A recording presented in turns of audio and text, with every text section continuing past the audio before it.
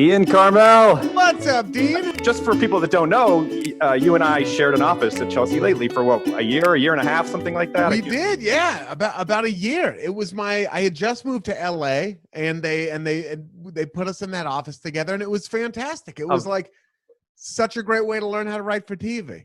And of course, since that show ended, your career's taken off. You're in a great relationship. You got healthy. I think the moral of the story is you just needed to get the hell away from me. I mean, I think I was holding you back. You were definitely a toxic energy in my life, and I've covered it in therapy extensively since then. Even now, I'm worried this is going to send me into a spiral. This could be your downfall again. All right, so you know the premise of this bit. I'm going to text you 5 roast jokes about The Rock, sight unseen. So listeners, Ian Karmel has never seen these jokes before. If you're offended, please don't cancel Ian Karmel. He has no idea what he's about to say. Are you ready, Ian? I'm ready. All right, I'm about to send you these jokes. Nobody's going to be able to cancel me. By and large, people on Twitter aren't looking to destroy anything that has anything to do with James Corden, so I'll be fine. Right, nobody ever has a target on your back, never. No, absolutely not. All right, I got them. You can comment and critique them if you like as you're going along, whatever you want to do. I'm gonna go one by one. I'm starting at the top. All right. And I'll read this one. Not many people know this, but The Rock left wrestling to pursue acting. Well, people do know that, but not many. The Rock actually left wrestling to pursue acting, vowing to follow in the footsteps of wrestler turned movie star Hulk Hogan, which means The Rock is now 3 years away from getting filmed fucking a radio DJ's wife while he complains about how bloated he is from lunch. I wanted to start you off easy. That's more of a Hulk Hogan roast. Thank you for easing me. Yeah, I wanted to ease you in. So on to number 2. All right, here we go. I'm going to read it. Dwayne, I call him Dwayne. When you've been friends with him for as long as I have, you call him Dwayne. Dwayne is more famous than all of the famous rocks now. The Plymouth Stone, the Blarney Stone, Mount Rushmore. If there was a Mount Rushmore of shitty actors, it would just be 4 face carvings of The Rock. Okay, now you're in trouble. Now I'm in trouble. I will say this.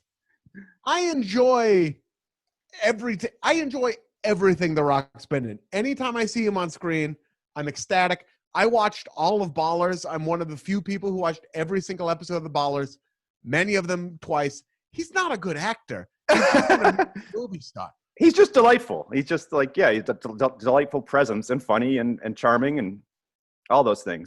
What is it? The Rock really just has Moana and the Fast movies, and there isn't really anything else, which I think is a disservice to The Rock.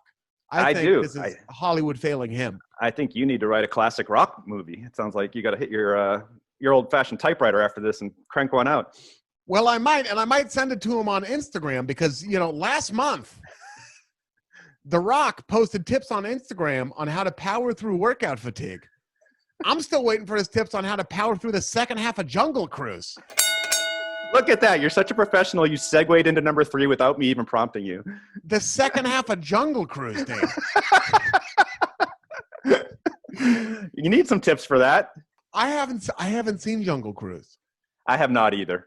I wrote that joke without seeing Jungle Cruise, so shame on me. Well, I'm just going to say it makes, since we're here talking about The Rock, it makes sense that The Rock shares a nickname with Alcatraz because sitting through his performance in Rampage, buddy, it felt like a life sentence.